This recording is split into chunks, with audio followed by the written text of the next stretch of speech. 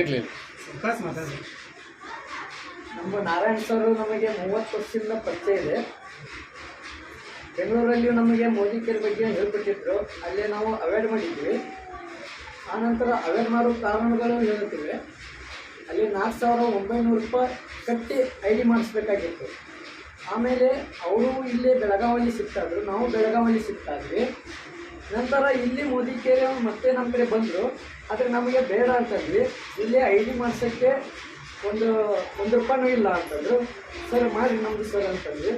ಆಮೇಲೆ ಒಂದು ವರ್ಷ ಮಾಡಿದ್ವಿ. ನಮಗೆ ಸ್ವಲ್ಪ ತ್ರಾಸಾಯಿತು. ಹೀಗೆ ಆಜು ಬಾಜು ಮಂದಿ ಸ್ವಲ್ಪ ಏನೂ ಉಪಯೋಗ ಇಲ್ಲ ಅದು ಆ ಥರ ಮಾತಾಡಿದ್ರು, ಇಡೀ ಗಲ್ಲಿಯೊಳಗೆ ಮಾತಾಡಿದರು. ಆದರೆ ಅವ್ರ ಮುಖಾಂತರ ನಾನು ಮತ್ತೆ ಜಾಯ್ನ್ ಆಗಿನೇ ನಾವು ಅವ್ರು ನೆನೆಸ್ತಾ ಇದ್ವಿ. ಮಾರ್ನಿಂಗ್ ಪೈಲಾ ಇದು ಮೋದಿ ಕೇರ್ ನಾವು ಮಾಡ್ತಿದ್ವಿ. ಕರೆ ಮನೆಯಾಗ ಸಾಕೋಲಾರಕ್ಕೆ ನೋಡ್ತಿದ್ವಿ ರೀ. ಈಗ ನೀವು ಡೈರೆಕ್ಟರ್ ಆಗಿವಿ ಅಂದ್ರೆ ನಮ್ಗೆ ತುಂಬ ಭಾಳ ಸಂತೋಷ ಆಗೈತಿ. ಇನ್ನು ಮುಂದೆ ಏನೈತಿ ಮೋದಿ ಕೇರ್ ಮಾಡ್ತೀವಿ. ಹಿಂಗೆ ಮಂದಿ ಎಲ್ಲರೂ ಹೇಳ್ಕ್ಯಾಟ ನಮ್ಗೆ ಬಿಡಿಸಿದ್ರಿ ಮೋದಿ ಕೇರ್ ಮಾಡೋದು, ಅದನ್ನೇನು ಮಾಡ್ತೀರಿ ರೇಟ್ ಎಲ್ಲ ತುಟ್ಟಿ ಭಾಳ ಅದಾವು ಅಂತಂದು ಹೇಳಿದ್ದಾರೆ.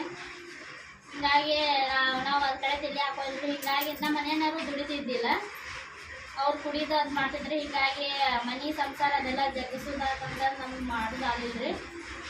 ಈಗಿನ ಮ್ಯಾಗ ಏನೈತೆ ನಾವು ಮಾಡ್ತೀವಿ.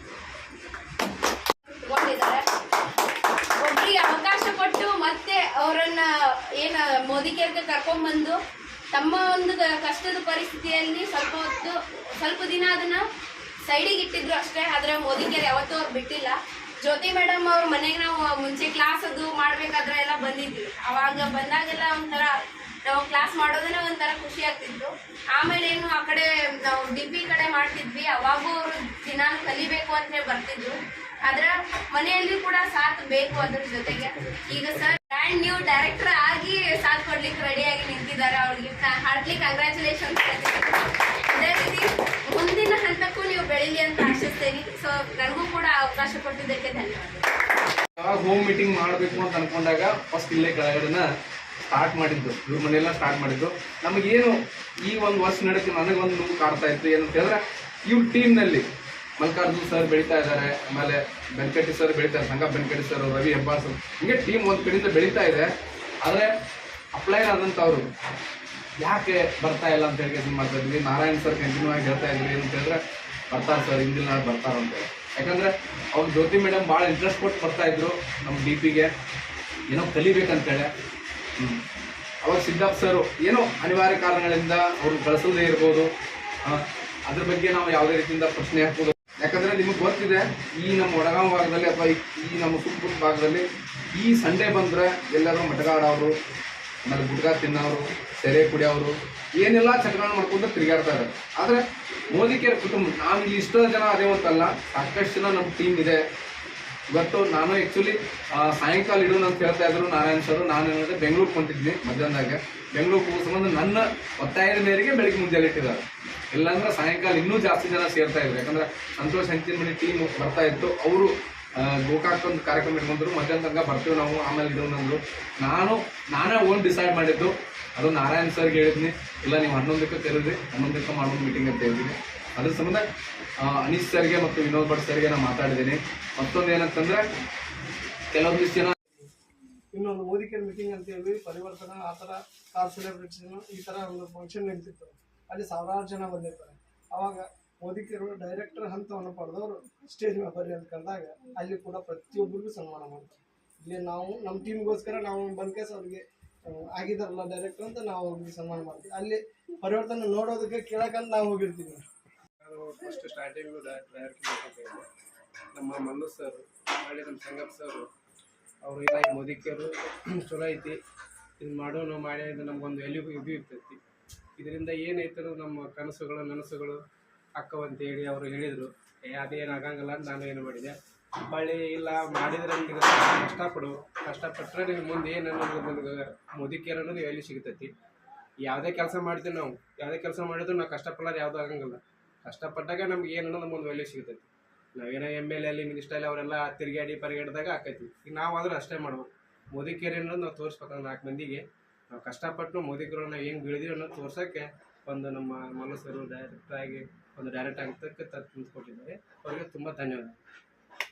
ನಮ್ಗೆ ಗೊತ್ತಿಲ್ಲ, ಯಾಕಂದ್ರೆ ನಾವು ಎಜುಕೇಷನ್ ಕಲಿಯೋಕ್ಕಾಗಲಿಲ್ಲ. ನಮ್ಗೆ ಒಂದು ಬರ್ತನ ಪರಿಸ್ಥಿತಿ ಒಳಗಡೆ ಹಂಗಾಗಿ ನಾವು ಶಾಲೆ ಬಿಟ್ಟು 1993ರಿಂದ ನಾವು ಒಂದು ಮಗದ ಕೆಲಸ ಮಾಡ್ಬೇಕು. ಈಗ ಫಾಲೋ ಮಾಡ್ತೀವಿ ಆ ಕೆಲಸದೊಳಗೆ. ಈ ಮ್ಯಾಕ್ಸಿಮಮ್ ಒಂದು 20 ವರ್ಷ ನಾವು ಆ ಕೆಲಸ ಮಾಡಿದ್ದು ಅಲ್ಲೇನು ನಾವು ಇದನ್ನು ಮಾಡೋಕ್ಕಾಗಿಲ್ಲ. ಮತ್ತು ಅವತ್ತು ದುಡಿಬೇಕು, ಅವತ್ತು ತಿನ್ಬೇಕು, ಅವತ್ತು ಇದನ್ನು ಮಾಡ್ಬೇಕು, ಅಷ್ಟಕ್ಕೆ ಮಾತ್ರ ಸಿಗಬೇಕು. ಮಲ್ಲು ಸರ್ ಒಂದು ಅವಕಾಶ ಕೊಟ್ಟು ಮೋದಿ ಕೇರ್ ಅಂತೀವಿ, ಅದು ಅವಕಾಶ ಕೊಟ್ಟಾಗ ನಾನು ಎಲ್ಲ ಥರನೂ ಹೊರಗಡೆ ಮಾತಾಡಿದಾಗ ನಾನು ಎಲ್ಲರಿಗೂ ಏನು ಆಗಲ್ಲ ಬೇಡ ಅಂತ ನಾನು ಒಂದು ವರ್ಷಕ್ಕೆ ಏನೂ ಮಾಡಲಿಲ್ಲ. ಆಮೇಲೆ ಅದ್ರ ಬಗ್ಗೆ ಪ್ರತಿಯೊಂದು ನಾನು ಒಂದು ಯೂಟ್ಯೂಬಲ್ಲಿ ಫೇಸ್ಬುಕ್ಕಲ್ಲಿ ಎಲ್ಲವನ್ನು ಸ್ಟಡಿ ಮಾಡಿ ಮೋದಿ ಕೇರ್ ಒಳಗೆ ನಿಂತರೆ ನಮ್ಮ ಜೀವನ ಶೈಲಿ ಯಾವ ಥರ ಆಗುತ್ತೆ ಅನ್ನೋದನ್ನು ಅರ್ಥ ಮಾಡಿಕೊಂಡು ಆಮೇಲೆ ನಾನು ಮೋದಿ ಕೇರ್ ಮಾಡೋಕ್ಕೆ ಸ್ಟಾರ್ಟ್ ಮಾಡಿದೆ. ಅದನ್ನು ಸ್ಟಾರ್ಟ್ ಮಾಡಿದ್ಮೇಲೆ ನಾನು ಕೆಲವೊಂದಿಷ್ಟು ಜನಕ್ಕೆ ವಿಷಯಗಳನ್ನ ಅದನ್ನು ತಿಳಿಸ್ತಾ ಹೋದಾಗ ನಾನು ಒಂದು ಡೈರೆಕ್ಟರ್ ಆದೆ. ಆ ಡೈರೆಕ್ಟರ್ ಹಂತವನ್ನು ತಲುಪಿ ಅದಾದ ಮೇಲೆ ಸೀನಿಯರ್ ಡೈರೆಕ್ಟರ್ ಆದೆ. ನಾನು ಒಬ್ಬನ ಡೈರೆಕ್ಟರ್ ಮಾಡಿ ನಾನು ನೆಕ್ಸ್ಟ್ ಸೀನಿಯರ್ ಡೈರೆಕ್ಟರ್. ಅದೇ ಥರ ಅಲ್ಲಿಗೆ ನನಗೆ ಒಂದು ಬೈಕ್ ಫಂಡ್ ಅನ್ನೋದು ಬರೋಕ್ಕೆ ಸ್ಟಾರ್ಟ್ ಆಯಿತು ಮೋದಿ ಕೇರಲ್ಲಿ. ಆ ಬೈಕ್ ಫಂಡ್ ಬರ್ತಾ ಬರೋದಕ್ಕೆ ಸ್ಟಾರ್ಟ್ ಆಯ್ತಲ್ಲ, ಆವಾಗ ನಾನು ಫೀಲ್ಡ್ ವರ್ಕಿಗೂ ಒಂದು ಅವಕಾಶ ಆಗುತ್ತೆ. ನಾವು ರವಿ ಸರ್ ಮೋದಿ ಕೇರ್ ಒಂದು ಬೈಕ್ ತೊಗೋಬೇಕು. ಯಾಕಂದರೆ ಎಲ್ಲೇ ಒಂದು ವಿಷಯ ಯಾವುದೇ ಊರಿಗೆ ಹೋಗೋಣ ಒಂದು ಗಾಡಿ ಬೇಕೇ ಬೇಕು. ಈ 40 ವರ್ಷ ಆದರೂ ನಾವು ಒಂದು ಬೈಕ್ ತೊಗೋಬೇಕು ಅಂತ ನಮ್ಮ ಜೀವನದೊಳಗೆ ಅನಿಸಿದ್ದಿಲ್ಲ, ತೊಗೊಳಕ್ಕಾಗಿದ್ದಿಲ್ಲ. ಯಾಕಂದ್ರೆ ನಾವು ಕೂಲಿ ಕೆಲಸ ಮಾಡೋದು, ನಾವು ಮಾಡೋದು ಮಗ್ಗದ ಕೆಲಸ, ನಮಗೆ ಬೇಕು ಬಿಡಿ ಬೈಕ್ ಅಂತೇಳಿ 43 ವರ್ಷ 2 ವರ್ಷ ಆದರೂ ಅದ್ರ ಬಗ್ಗೆ ನಾವು ಯೋಚನೆ ಕೂಡ ಮಾಡಿರಲಿಲ್ಲ. ಮೋದಿ ಕೇರ್ ಬಂದಮೇಲೆ ನಾನು 4 ಜನರ ಮಧ್ಯೆ ಮೋದಿ ಕೇರ್ ಒಳಗಡೆ ಇವತ್ತು ರೀಸೆಂಟಾಗಿ ಒಂದು ಬೈಕನ್ನು ಪರ್ಚೇಸ್ ಮಾಡಿದ್ದೆ. ಮಾಡಿದ್ವಿ.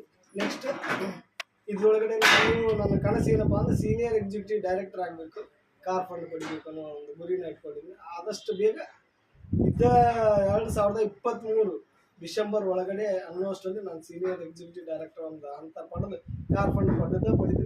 ನಾನು ಪಡೆಯೋದ್ರ ಜೊತೆಗೆ ನನ್ನ ಜೊತೆ ಬಂದಂಥ ಪಾರ್ಟ್ನರ್ಸ್ಗೂ ರವಿ ಸರ್ ಕೂಡ ಒಂದು ಸೀನಿಯರ್ ಎಕ್ಸಿಕ್ಯೂಟಿವ್ ಡೈರೆಕ್ಟರ್ ಹಂತವನ್ನು ತಲುಪಿಸಿ ಅವ್ರಿಗೂ ಕಾರ್ ಫಂಡ್ ಸ್ಟಾರ್ಟ್ ಮಾಡಬೇಕು ನನ್ನೊಂದು ಕನಸೈತೆ. ನನಗೆ ಅವಕಾಶ ಮನು ಜಾಳವಾಡ್ ಸರ್ ಅವರು ಬಗ್ಗೆ ಭಾಳ ಹೇಳಿದರು. ನಮ್ಮ ಮನೆಯವ್ರಿಗೆ ಅದು ಮಾಡು ಚಲೋ ಐತಿ, ಎಲ್ಲ ಕಷ್ಟಗಳೆಲ್ಲ ಇದಾಗ್ತಾವೆ ಅಂತ ಹೇಳಿದರು. ಅವ್ರು ಹೇಳಿದ್ರೆ ನಮ್ಮ ಮನೆಯವ್ರದ್ದೆಲ್ಲ ಮೋದಿ ಕೇರ್ ಮಾಡಿ ಸ್ಟಾರ್ಟ್ ಮಾಡಿದರು. ಎಲ್ಲ ಪ್ರಾಡಕ್ಟ್ಗಳು ಚಲೋ ಅದಾವೆ ರೀ.